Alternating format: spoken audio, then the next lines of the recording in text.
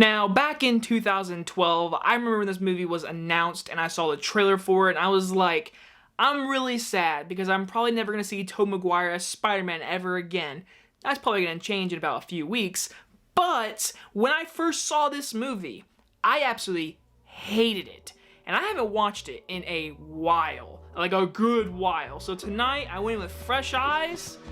I still don't like it.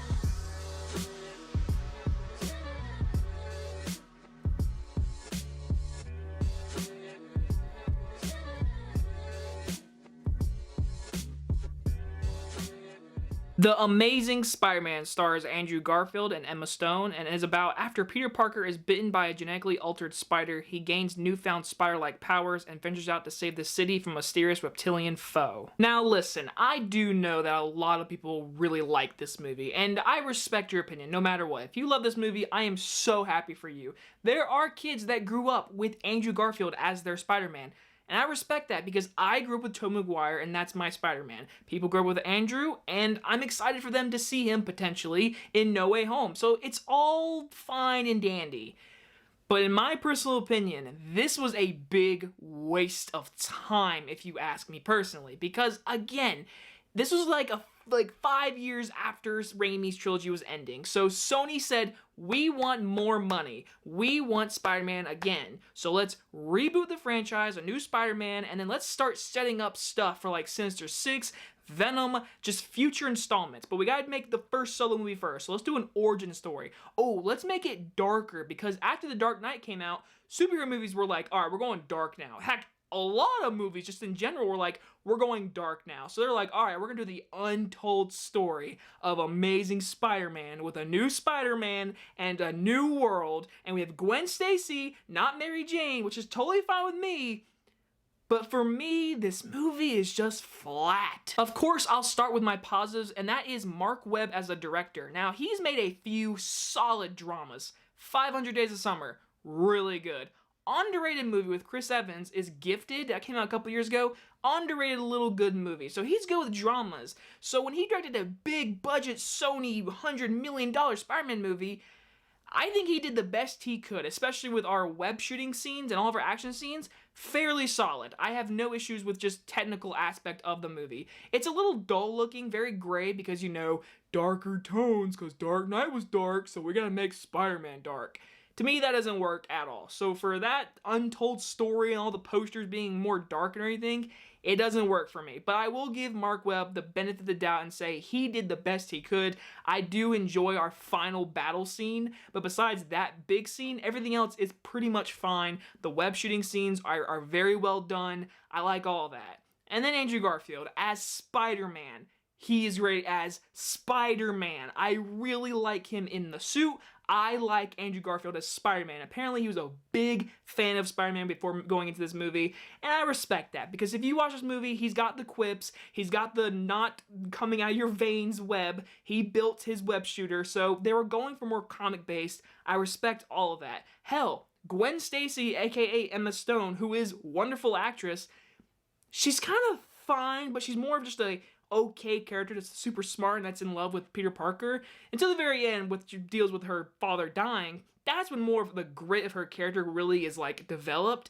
But besides that, she's fine, but I do like Emma Stone. In all honesty, that is really it. Everything else, I don't care for in this movie. The villain, the lizard, I'm sorry. To me, it just was, like, he's got one arm, and of course, they're trying to make him into the lizard so he can make his arm, and then he becomes a lizard.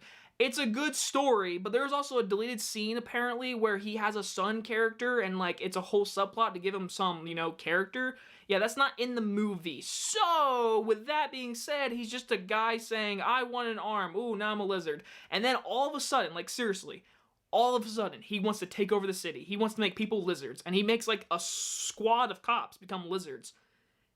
There's never a moment he's like, I'm gonna make the whole city lizards. He's just like, I'm mad at Oscorp, so I'm gonna go after you guys, but then the city's gonna suffer. It doesn't really make sense. So the villain sucks in my opinion.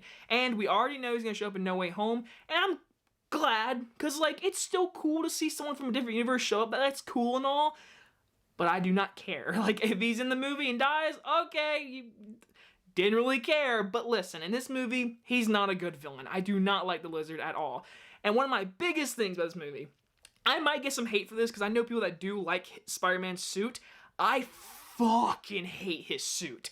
I hate it. I hate how glossy it is. I hate how, like, there's barely any color. When you see color, it's usually like on a poster or the ads, whatever. When you sit down and watch this movie, this is a dark red and a dark blue, and it looks shiny and just sparkly, and his eyes suck. I hate everything about his suit. The gloves, like, I'm so picky about his suit. I hate his suit, and I hate everything about it. But like I said, when this movie came out, they were like, the untold story of a Spider-Man. No, it's not. We get Uncle Ben's storyline again. Again, this is 5 years after the end of the Raimi trilogy. So with this movie, you get complete retold story. There's no untold.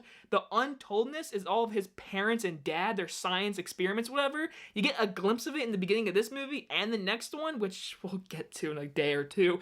But with this movie, that's all you get for untoldness. Everything else is, oh, Uncle Ben dies, he makes a suit, it's not really the suit, he's going after the burglars, doesn't find anything with Uncle Ben's death, and then he becomes Spider-Man and Lizard. That's this movie's fault. It feels like Sony literally said, we need a new Spider-Man, so we need an origin story. Let's advertise it as something different. It's not different, and we get Spider-Man again, except it's called The Amazing Spider-Man, aka Sony's hands all over this movie. And for me, this movie is a waste, and it sucks because I like Andrew Garfield as Spider-Man, and I'm excited to see him, potentially, in the new movie as Spider-Man. Him as Peter Parker, he's just a teenager that looks tired all the time. I've seen so many jokes online that make fun of him, like looking like this the entire time. He's like a skater punk.